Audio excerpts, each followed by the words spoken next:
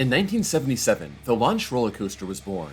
It's hard to pick out the true first one. Both Aerodynamics and Schwarzkopf introduced their own versions of a shuttle loop, and they each installed 3 that year.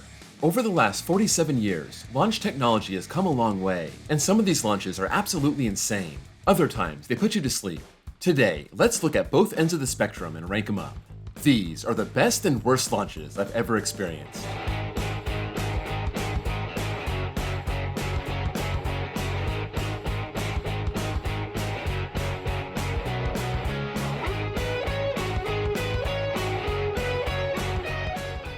It's too hard to judge a launch based on a POV. You really have to feel the force to appreciate it, so I'm sticking to my own experience for this list. Of course, if you have a coaster I didn't mention here that you want to add to the conversation, let me know in the comments below. Let's start with the good launches and rattle off the honorable mentions. Superman Escape at Warner Bros. Movie World is a coaster I got to ride a few months ago, and right away, I love this thing.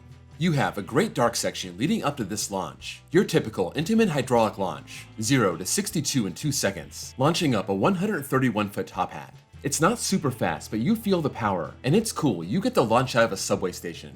Matugani at Lost Island is along the same lines. Hydraulic launch, not very big or fast, only 0 to 46.6 in 2 seconds. The top hat less than 80 feet, but that launch has a lot of punch. For only being 46 miles an hour, it smacks you in the gut, getting up to speed very fast on a short launch track.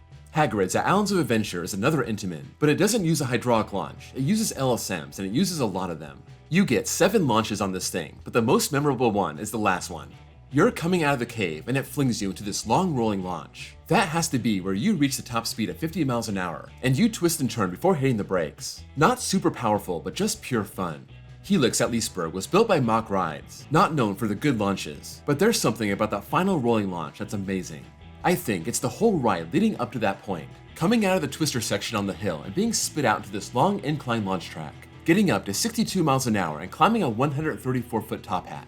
This launch, in the front row, at night during ERT with the coaster crew, that was some of the most fun of the trip.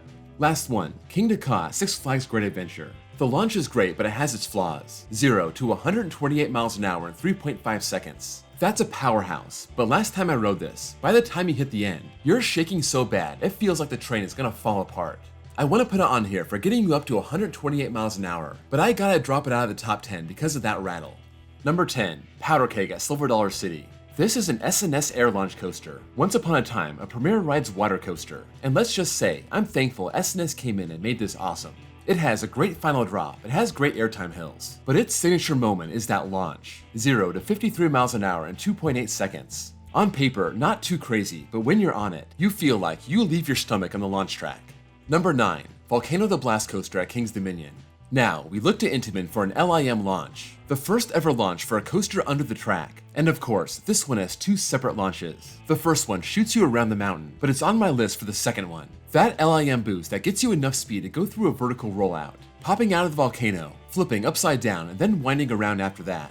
Not only does this get you up to 70 miles an hour in the dark, being blasted out of volcano is one of the most unique elements on any coaster ever.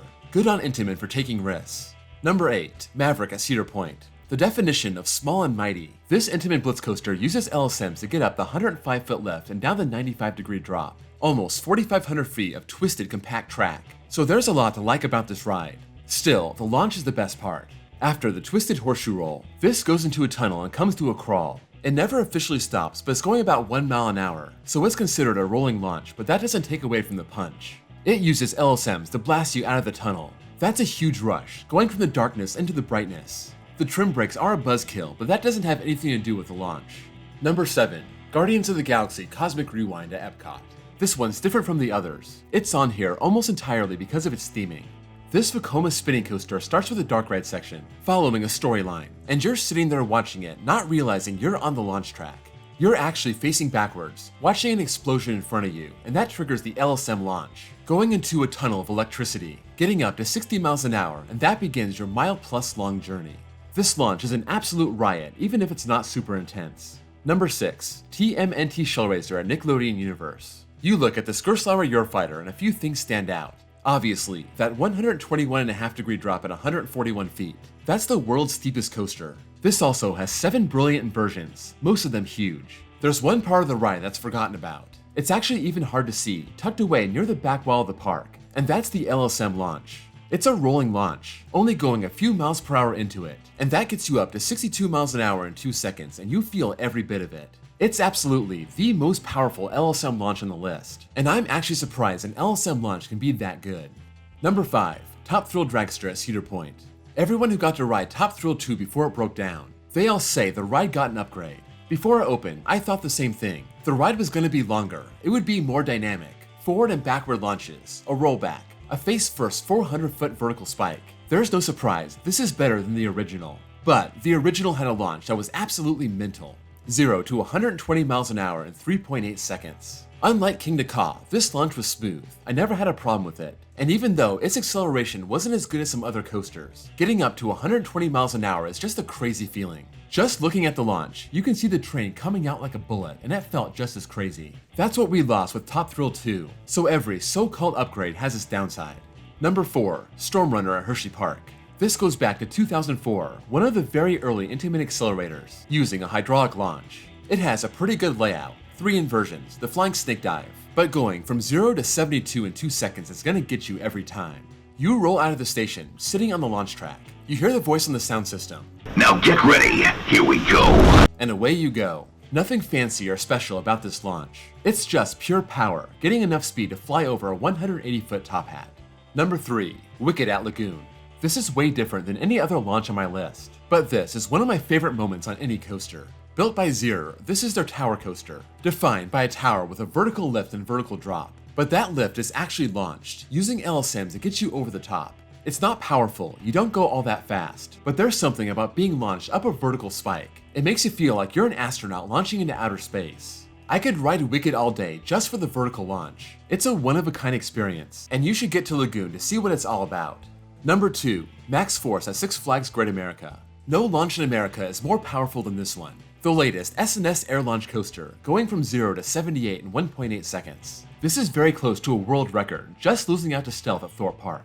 I was impressed the first time around, but it really blew my mind the last time, especially after riding it in the front row. It really does leave you speechless as you jump over its own return track and up into its 5 inversion course. A super short ride, but come on, you ride it for that launch and that's world class. After the launch, it lets out this giant boom and you can hear it all over the park.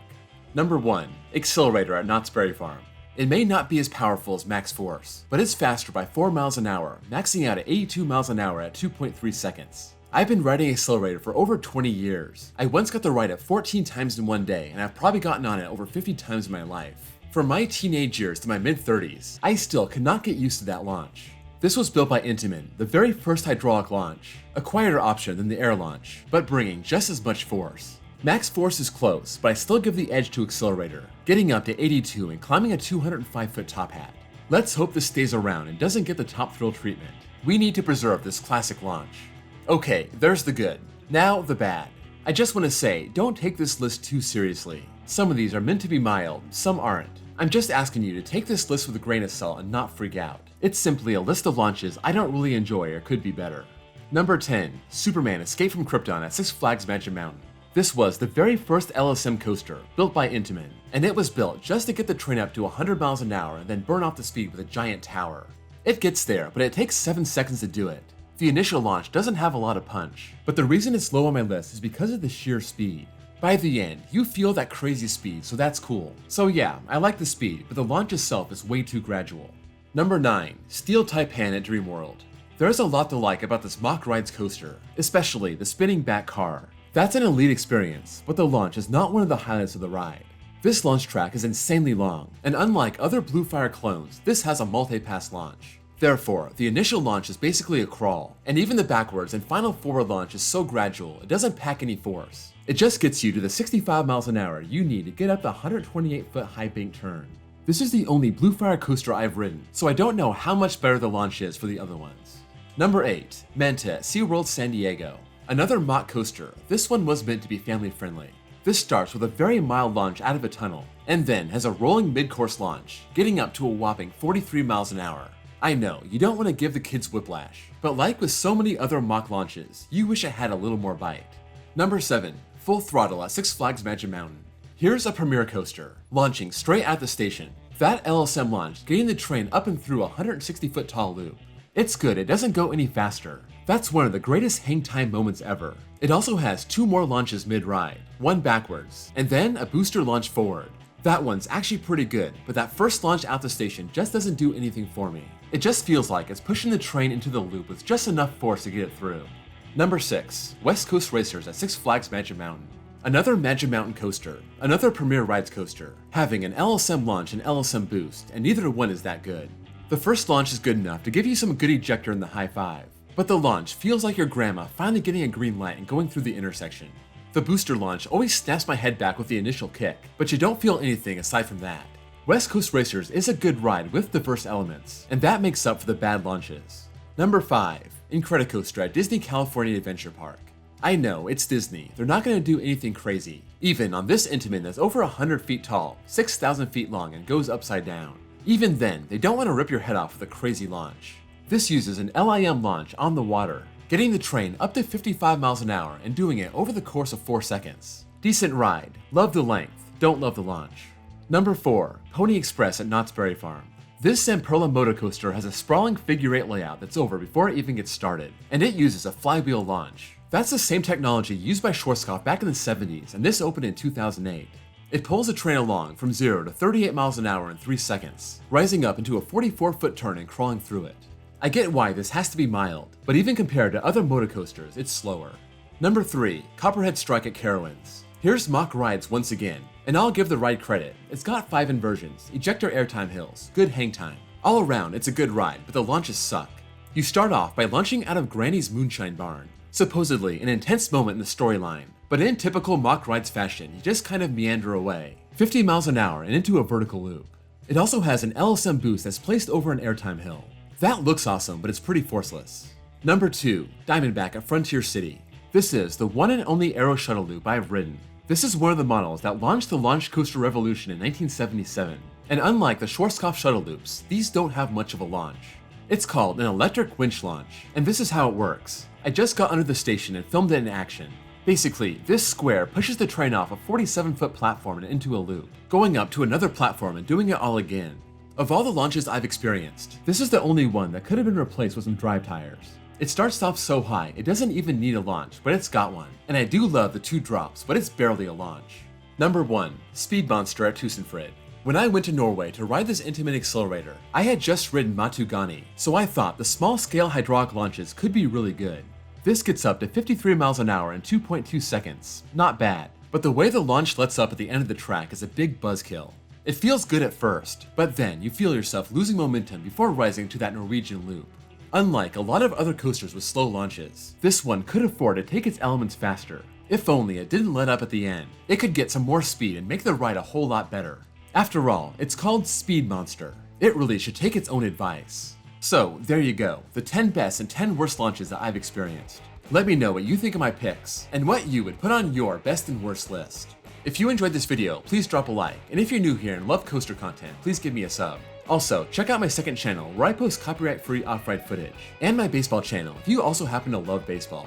Thank you all for watching, and I'll see you all next time.